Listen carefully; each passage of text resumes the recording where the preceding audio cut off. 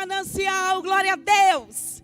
Abramos as nossas Bíblias em Ezequiel 37. Vitória em meio aos caos, profetizando em meio ao caos. Diz a palavra de Deus. É a visão de um vale de ossos secos. Veio sobre mim a mão do Senhor. Ele me levou pelo Espírito do Senhor e me deixou no meio de um vale que estava cheio de ossos. E me fez andar ao redor deles. Eram muito numerosos na superfície do vale e estavam sequíssimos. Então me perguntou: filho do homem, acaso poderão reviver esses ossos? Respondi: Senhor Deus, tu o sabes. Disse-me ele: profetiza a estes ossos e dize-lhes: ossos secos, ouvi a palavra do Senhor. Assim diz o Senhor Deus a estes ossos: eis que farei entrar o Espírito em vós e vivereis. Porei tendões sobre vós, farei crescer carne sobre vós estenderei pele e porei em vós o Espírito e vivereis. E sabereis que eu sou o Senhor. Então profetizei segundo me fora ordenado. Enquanto eu profetizava, houve um ruído, um barulho de ossos que batiam contra os ossos e se ajuntavam, cada osso ao seu osso. Olhei e eis que havia tendões sobre eles e cresceram as carnes. Ele estendeu a pele sobre eles, mas não havia neles o Espírito. Então ele me disse: profetiza ao Espírito. Profetiza ao Espírito, profetiza, ó filho do homem, e diz-lhe: assim diz o Senhor Deus, vem dos quatro ventos, ó Espírito, e assopra sobre estes mortos para que vivam.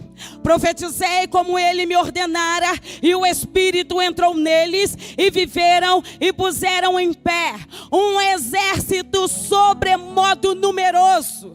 Então me disse: filho do homem, estes ossos são toda a casa de Israel. Eis que dizem: os nossos ossos se secaram, e pareceu que nossa esperança, estamos de todos exterminados. Portanto, profetiza e dize-lhes: assim diz o Senhor Deus, eis que abrirei a vossa sepultura, e vos farei sair dela, ó povo meu,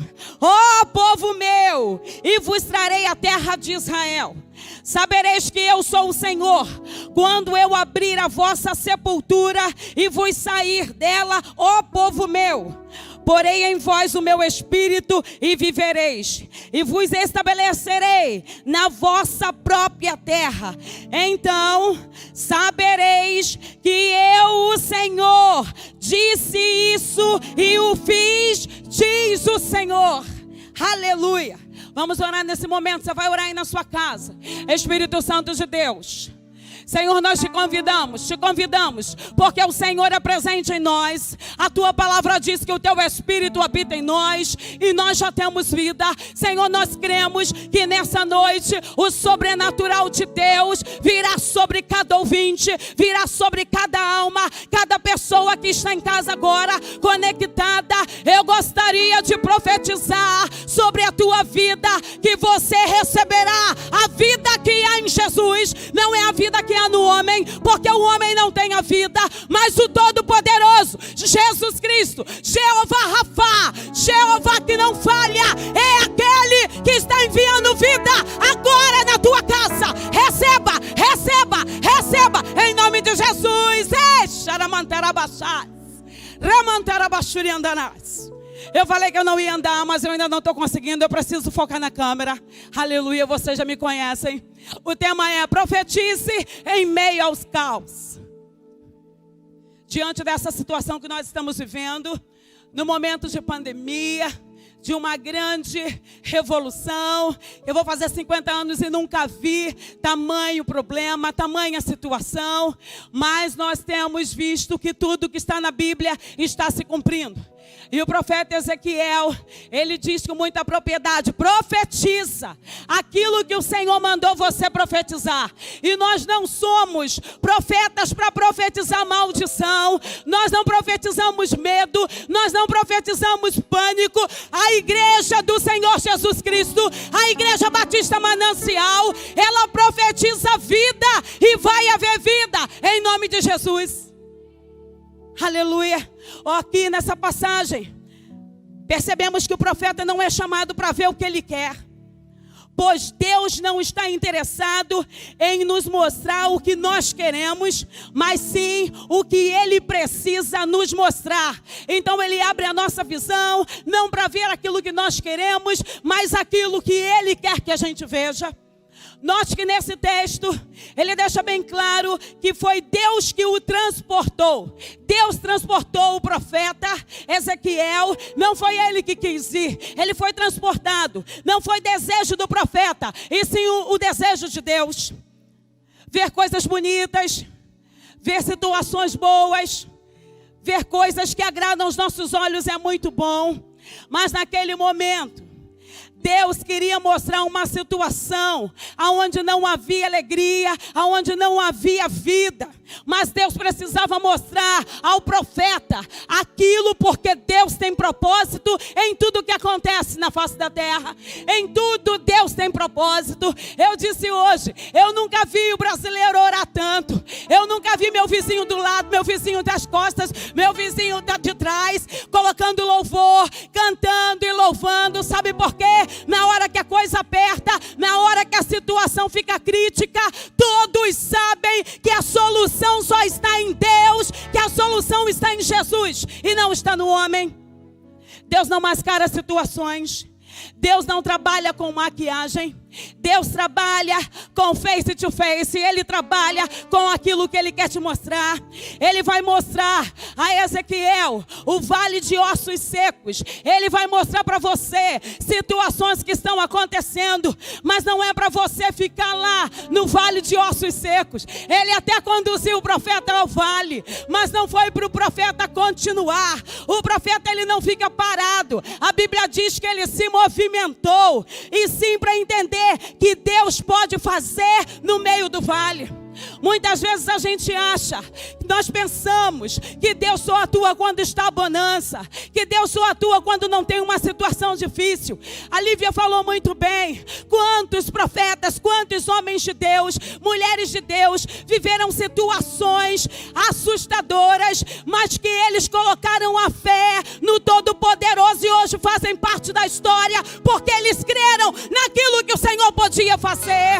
Ah, meu irmão, eu não sei você que está em casa, mas eu tenho no meu coração que quando isso tudo passar, nós cantaremos e chegará no Brasil um grande avivamento. O avivamento está chegando no Brasil e nós fazemos parte dessa equipe que não vai parar, dessa equipe que não vai morrer, dessa equipe que não vai ficar vendo o vale de ossos secos, mas essa equipe vai profetizar: haja vida, haja vida, haja vida, e haverá vida em nome de Jesus. Haverá vida. Eu creio que isso não é para nossa morte, mas tem vontade de Deus específica nesse lugar. O avivamento está chegando, porque nós estávamos como pessoas acomodadas, estávamos como religiosos, e Deus não está interessado numa noiva doente. Deus não está interessado numa noiva religiosa. Deus está interessado numa igreja curada, numa noiva com um vestido branco. E para que o vestido se torne branco, é preciso passar pelo vale, porque é no vale que você vai começar a buscar, é no vale que você vai começar a orar, é no vale que você vai começar a dizer: se o meu povo, que se chama pelo meu nome, se humilhar, se converter e buscar a minha face, creia a promessa, Ele vai olhar do céu e vai dizer: eu sararei a vossa terra. É promessa, eu creio. É promessa, eu creio. Se você crê na promessa, aonde você estiver agora na sua casa, comece a agradecer, porque esses dias vão passar e alegria, bonança, o avivamento vai chegar no Brasil. Eu creio que essa situação vai ser para o avivamento. Eu creio que o Brasil será abençoado. Eu creio que o Brasil está sendo movimentado. Irmão, não sei o que você vê, mas eu vejo Deus em tudo que está acontecendo. Eu vejo Deus. Vamos lá para o profeta. A visão não é para você ficar prostrado, mas sim para andar e se mover. Versículo 2. Uma coisa é andar no jardim, a outra é andar no vale. Vai andar no jardim, você vê flores. Vai andar no vale, você vê escassez. Vai andar no jardim, você vê coisas bonitas. Vai andar no vale, você vê ossos secos, você vê ossos sequíssimos. Mas sabe o que a minha Bíblia diz?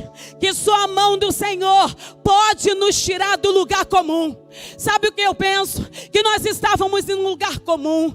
Nós estávamos numa situação comum, acomodados. A gente chega, a gente ora, a gente adora, aleluia. Pessoas que não vivem, pessoas que não se entregam, pessoas que não sentem a presença de Deus, porque acha natural ser religioso. Viram um culto de domingo, porque é prazeroso estar na casa do Pai, mas não vive segundo os preceitos que essa palavra nos traz, que ela nos ensina.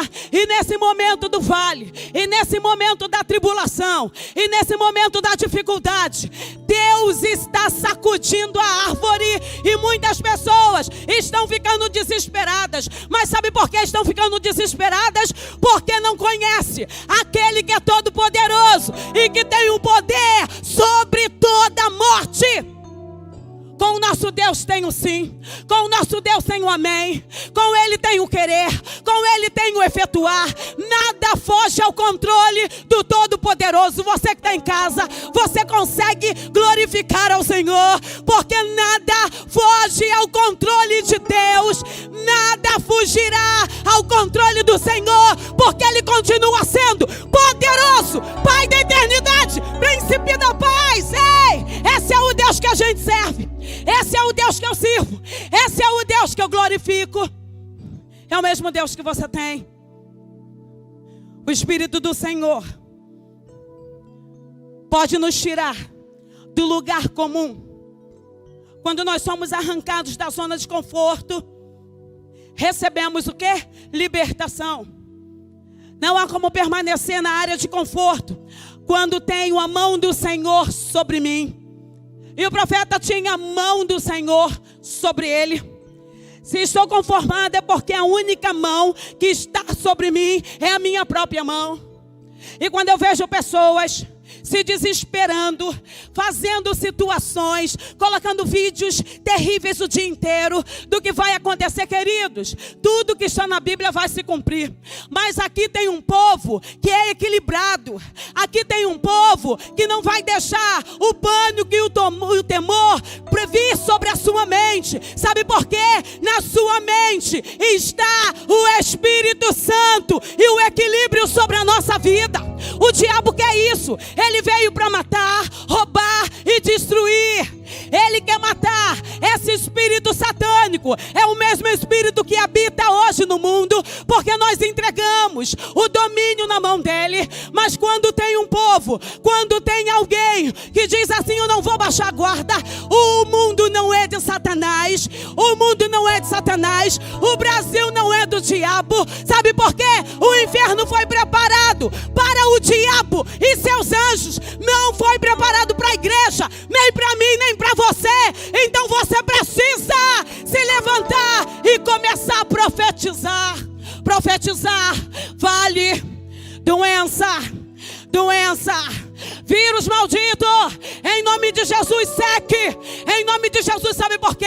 A igreja tem poder de ligar e desligar. A igreja tem poder de ligar e desligar, porque tudo que for ligado ligado na terra, será ligado no céu. Se o povo começar a clamar, o milagre vai acontecer.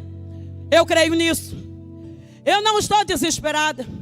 Eu não estou desesperado. Preocupação natural com os idosos. Mas se Ezequiel tivesse ficado desesperado, Lívia, o milagre não iria chegar. É isso mesmo. Se Isaías tivesse ficado desesperado, o milagre não ia chegar. E tantos outros, se Josué tivesse ficado desesperado, o milagre não ia chegar. Se Elias ficasse desesperado, o milagre não ia chegar. Queridos, aprenda, igreja de Jesus, você não é todo mundo. Você faz parte da igreja que serve ao Deus vivo. E quem serve ao Deus vivo não foge para trás. Sabe o que você faz? Ele vem com dardos, ele vem com lanças, mas eu vou em nome do Senhor dos exércitos. Ei! Xare cantarabashuri andanas, ramanturi bandarabashuri cantarabacharás. Ai, eu sinto a presença do Todo-Poderoso aqui. Eu sinto a presença do Todo-Poderoso. Eu não sei você, mas eu sinto a mão do Todo-Poderoso sobre o nosso espírito. E nessa noite Ele quer dar vida. Vida. Porque Ele é o dono da vida. Vamos lá. Só o Espírito do Senhor pode nos conduzir ao propósito. Se você pegar esse texto e você ler, o Espírito é citado aqui 10 vezes. Num texto de 14 versículos, é citado 10 vezes. Por que será que ele está dando tanto ênfase ao Espírito? Gente, porque o nosso corpo pode até morrer, mas o nosso espírito vai voltar para aquele que nos deu. E o Espírito profetiza a vida. Ainda que as circunstâncias estejam dizendo ao contrário, o nosso espírito, que tem um Espírito Santo, que tem um Espírito de Deus, vai contramão a todas as correntes desse mundo. Se nós tivéssemos medo, agora nós não estaríamos ministrando a palavra para edificar a tua vida, para edificar a tua casa, para te alimentar. Porque a mão do Senhor, o Espírito do Senhor pode nos conduzir ao propósito. Você sabe o que é propósito? Sabe o que é propósito? Propósito é finalidade. Fala de destino. O motivo pela qual nós fomos criados. A razão pela qual você está vivo se chama propósito divino. O Espírito Santo levou Ezequiel a um lugar e o deixou em outro. Olha, lê aí. O Espírito tirou ele de um lugar, tirou ele daquele lugar comum e o levou para outro. Sabe que lugar é esse que o Espírito conduziu a Ezequiel? Epicentro, centro da vontade de Deus. Às vezes, muitas vezes, o propósito de Deus é nos levar a uma situação de crise. Mateus 4:1 fala sobre isso. E para Ezequiel, o lugar de crise foi o vale de ossos secos.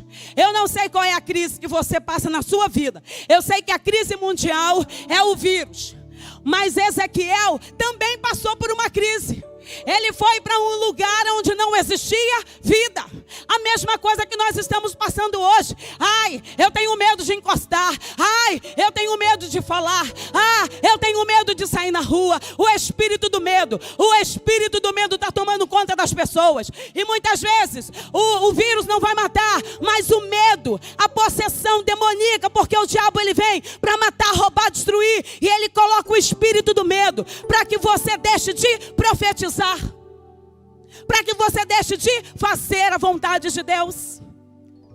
Quando Deus levou Ezequiel até o lugar da crise, ele passou a enxergá-la de frente. Ele não fugiu. O que Ezequiel viu? Ele viu a dimensão da crise. Sabe o que a Bíblia diz? Eram muito numerosos. Isso é a dimensão. Muito numerosos. Ele viu a gravidade da crise. Eram sequíssimos. Grave. Dimensão, gravidade. A obediência é filha da fé. Quem foge da crise na realidade, não crê. Eu não estou dizendo que você não tenha que ter precaução, que você não tenha que ter cuidado, que você não tenha que seguir todas as normas prescritas pela legislação, porque nós somos um povo obediente, nós cumprimos aquilo que a lei determina. Mas, meu querido, se eu tiver medo, eu não vou profetizar. Se eu tiver medo, eu vou paralisar o propósito. Se eu tiver medo, eu vou paralisar o destino. E paralisar o destino não é aquilo que Deus quer para a minha vida, nem para a sua vida. Sabe o que Deus quer para a nossa vida? Ainda que o vale esteja cheio de ossos secos, ainda que eles estejam sequíssimos, você não vai parar. Você não é todo mundo. Você vai começar a profetizar: haja vida, haja vida, haja vida. Vale de ossos secos, sequíssimos, haja vida, haja vida.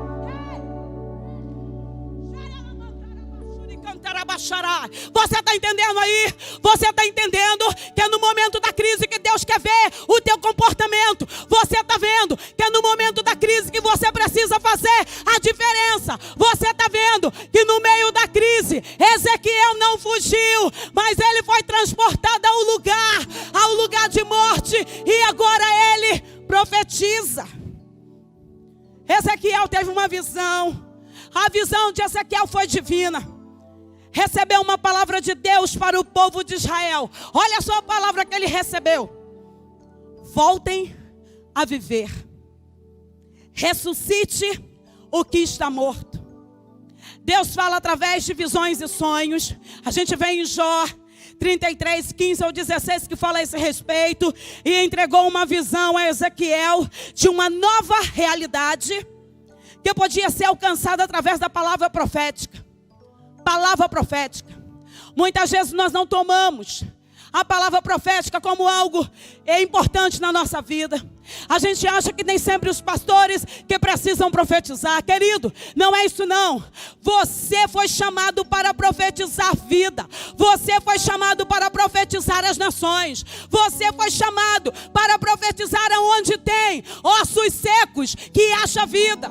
Para isso nós somos chamados. Isso não requer que você tenha faculdade. Isso não requer que você tenha currículo. Isso requer que você tenha atitude. Sabe o que diferencia a gente? É a atitude. Alguém pode ficar prostrado e falar: ai, é assim mesmo. Ai, nós vamos morrer. Ai, o mundo está acabando. Querido, o mundo pode até acabar, mas a palavra do Senhor é fiel e verdadeira. Ela não vai passar, porque Ele vai cumprir.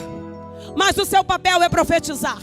O seu papel é dizer: Ele vem com dardos, com espadas, mas nós iremos em nome do Senhor dos Exércitos.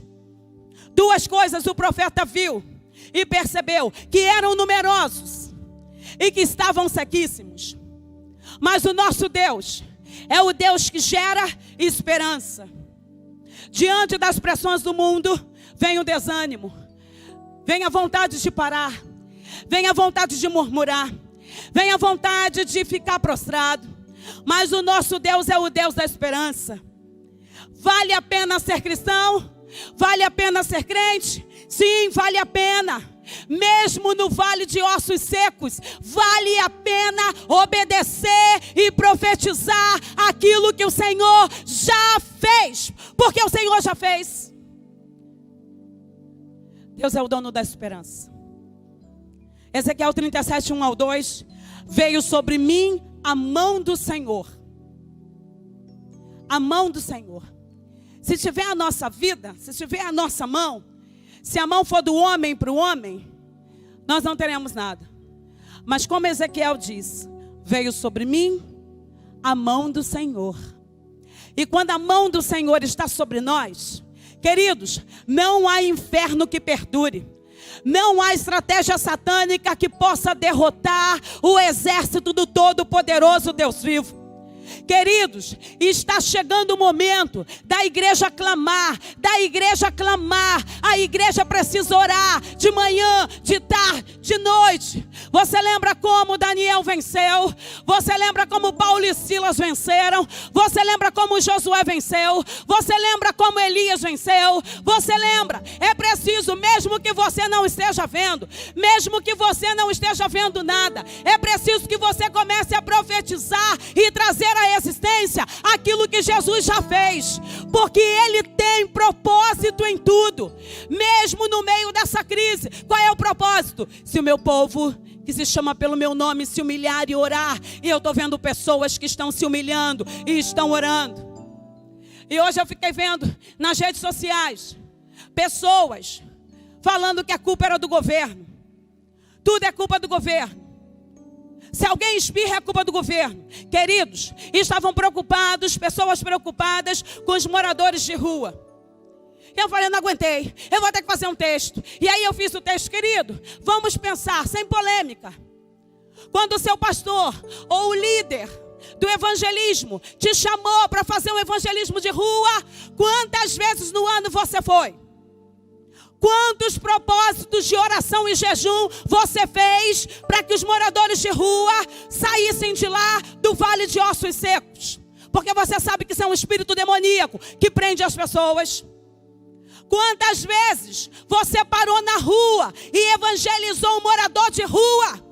Quantas vezes você disse, haja vida para o morador de rua? E agora está todo mundo preocupado com os moradores de rua. Queridos, a igreja e o cidadão precisam fazer o seu papel, que é profetizar vida no meio ao caos.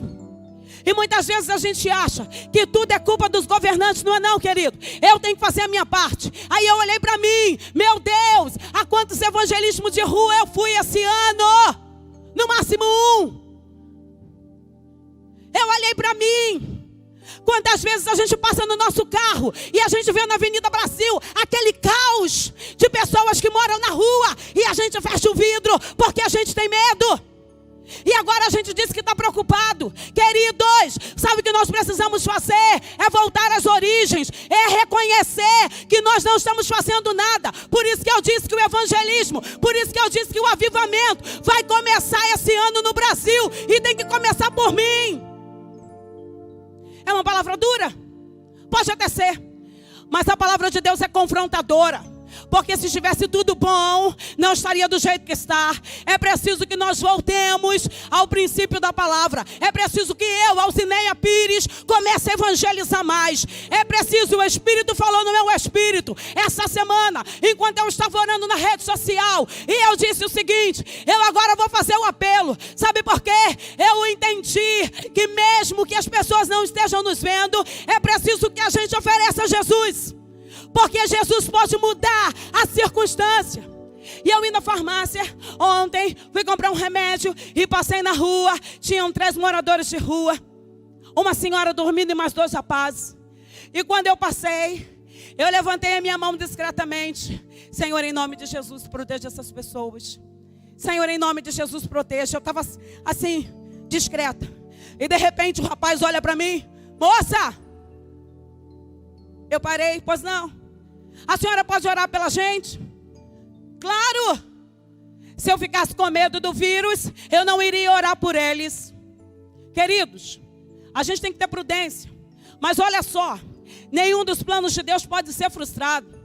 E se o dia mal chegar na minha vida e eu for para a glória, eu vou estar ao lado do Senhor Todo-Poderoso. Mas eu não vou deixar de orar e de falar para aqueles que estão pedindo, Michele. As pessoas estavam clamando por uma oração. E aí eu falei, ok, parei com o seu nome. Aí eles falaram o nome, eu falei, eu vou orar por vocês agora. E comecei a orar, levantei a mão na rua e comecei a orar. Ei, pá, em nome de Jesus, liberta. E quando eu terminei a oração, eu falei, moço, chamei pelo nome, falei, moço, você quer receber Jesus? E ele disse, não, eu sou missionário afastado. Eu também sou afastado. Não quis receber o dono da cura. As pessoas, mesmo na crise, querem receber a cura, mas não querem receber o dono da proteção. Vocês estão entendendo? Mas nós não precisamos deixar chegar a crise. O meu papel, o seu papel é evangelizar e ir por todo mundo, pregar o evangelho a toda criatura, pregar o evangelho a toda criatura. Então eu tenho que olhar para mim e falar assim: Alzineia, você precisa mudar, porque quando a gente fala para alguém, primeiro a gente está falando para a gente, porque a palavra de Deus é para lá e para cá. E o Espírito falou, você está vendo? Você precisa ser canal de cura, de libertação, mas de salvação. Naquele momento, eu vi que a mão do Senhor estava sobre nós. Que para o nosso Deus não há nada impossível. Existe coisa difícil ao Senhor? Gênesis 18. A resposta humana, a pergunta de Deus é: não, não existe nada impossível para o Senhor. A resposta do profeta, sabe qual foi? Tu sabes, Senhor. É uma resposta de um homem de Deus. Se Deus quiser fazer, Ele vai fazer. Se Deus não quiser fazer, Ele também não vai fazer. Porque Deus sabe de todas as coisas. E Ezequiel, para a gente terminar, Ezequiel 37:6 diz assim: e poreis o Espírito e vivereis. Colocarei o Espírito e vocês viverão. Nós ficamos esgotados, nós ficamos preocupados, mas Deus jamais, jamais. Para a frieza, para o desânimo, o remédio é a ação do Espírito Santo. E Ele diz: profetiza, profetiza, profetiza neles o Espírito, profetiza. Então o papel da igreja hoje é profetizar. É profetizar. Você vai profetizar em meio ao caos. Você vai profetizar em meio à crise. Você vai profetizar em meio ao abandono. A gente não sabe, nós somos autônomos também. A gente trabalha por conta própria. Eu não sei o que vai ser amanhã, mas se a minha esperança está no Senhor, eu preciso confiar que a minha vida está no controle dEle. E quando a gente coloca o controle na mão dEle, todas as coisas acontecem. Sabe por que a Bíblia diz: eu nunca vi um justo mendigar o pão. Querido, se você está com excesso de preocupação com o que vai ser amanhã, com o que você vai comer, com o que você vai vestir, como você vai pagar suas contas, eu quero te dizer que isso é uma preocupação natural. Mas o Senhor Todo-Poderoso não vai te abandonar, não vai te deixar. Ele tem a resposta. Com Ele está o sim, o amém, o querer, o efetuar. Profetiza, haja vida. Profetiza, haja vida. Profetiza, haja vida. Haja vida. Gera cantarabachuriana na manas. Eu quero orar com você que está aí na sua casa. Eu quero orar com você. Você vai se posicionar aí, em frente à TV, em frente ao celular, em frente ao laptop, em frente ao computador de mesa. Você vai se posicionar, porque esse é um ato profético. E eu creio que o nosso Deus está além das câmeras. O nosso Deus está além das câmeras. Ele é onisciente, onipresente, onipotente. E Ele é capaz de mudar essa história, porque tem alguém profetizando. E quando tem um filho profetizando, existe o cumprimento não da minha palavra, mas da palavra de Deus.